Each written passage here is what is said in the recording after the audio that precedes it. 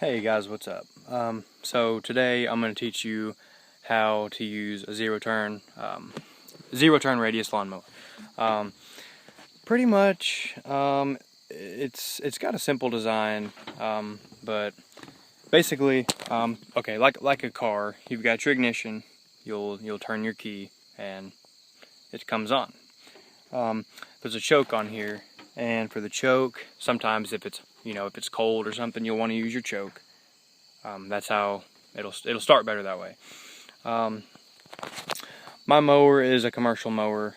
I use it for commercial mowing, but basically it's more than your traditional mower. It doesn't have a steering wheel.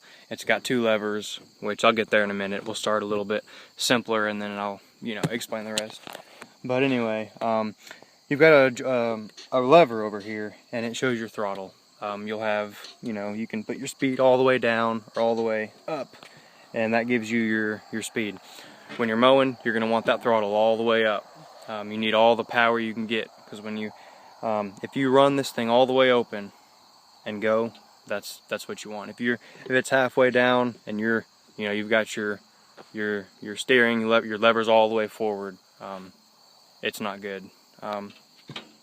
People have blown their motors by doing that. They simply just don't know that you run it all the way on full throttle. So always make sure, once you get it started, put that sucker all the way up, or you'll be lagging, and it'll show wear and tear way prematurely.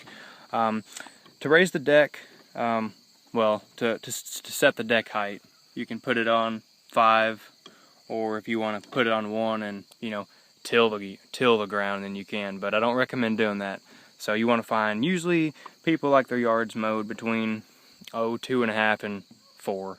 It just depends if you're cutting grass, zoysia, sod, whatever. Your steering levers, I've always compared it to a shopping cart. If you want to go forward, you'll apply the same amount of pressure to your levers. If you want to go back, vice versa. You'll just pull them back towards you. There's a parking brake on here.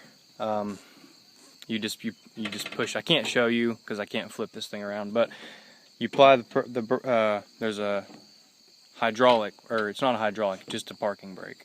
The hand levers, there's little slots on each side they go into. That's also a parking brake. Not all of them have it, but mine's commercial, so it's it's kind of got better better features.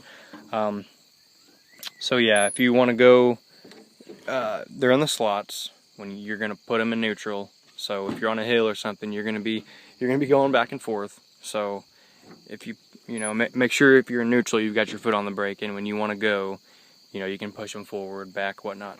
A zero turn radius is basically has the function of a zero turn, but if you're trucking along, you're driving, cutting a path of grass, when you go to turn around, you're not going to hold that lever still and swing it around as a true zero turn. You're going to make what they call a three-point turn. When you get to the end and you want to turn around, you're going to, back up. You're going to go forward, back up, and go forward until you finally get, back straight. It's kind of like a car when you're in a tight parking space and you've got these people that drive dualies and they think that they can, leave the ass end of the truck in the road, and you've got to, get your little car in and out of there. You've got to back up, go forward, back up, go forward. So anyway, that's as far as a zero turn. If you're mowing your own yard like I do, I've got 14 acres to mow, so I don't really care what the grass looks like. It's just a pasture. I keep it finish mode. There's a lot of functions on here. I won't have time to show you all of them, but as far as maintenance is concerned, mine requires daily maintenance. I want to take care of it. They're not cheap. Your floorboard, there's a slot you can raise your floorboard up. There's going to be grass and dirt and a whole bunch, leaves, clippings, all that stuff. Make sure after you use it, you're going to want to blow that off, because here in about 3 years, you don't want to replace a deck that is now dry rotted because you didn't, remove the debris. You want to get that off. It's going to get wet, and you know how that goes. You've got a gearbox. That's the most really expensive part of the machine as far as part that it's going to go out. So you want to keep that thing oiled. I believe it's a 7mm.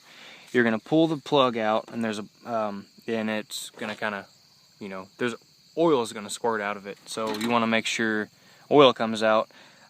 That's what, you know, the gearbox, it has to have oil. You can go to your local dealer to get oil for them. Make sure, and not all of them have to do that. But if you have to add oil, you better go and get some, because you don't want that part going out. Greasing. I have to grease this thing every day. It's just like a car or a truck. You've got to grease, otherwise metal on metal, you know, it's kind of like changing your oil. But you've got to keep grease in there. You get you a grease gun.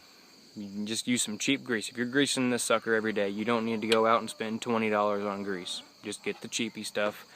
Make sure it's always lubricated. I had a bearing go out 2 weeks ago. I didn't put enough grease on. I must have missed it, but there's grease inserts. You'll apply your gun. When you put it on there, you'll know, and you'll squirt it however many times. If you get a mower like this, you'll have a manual. It'll show you how to do all that. Cutting wet grass. Let me explain something. They say never cut wet grass. Well, sometimes you just have to.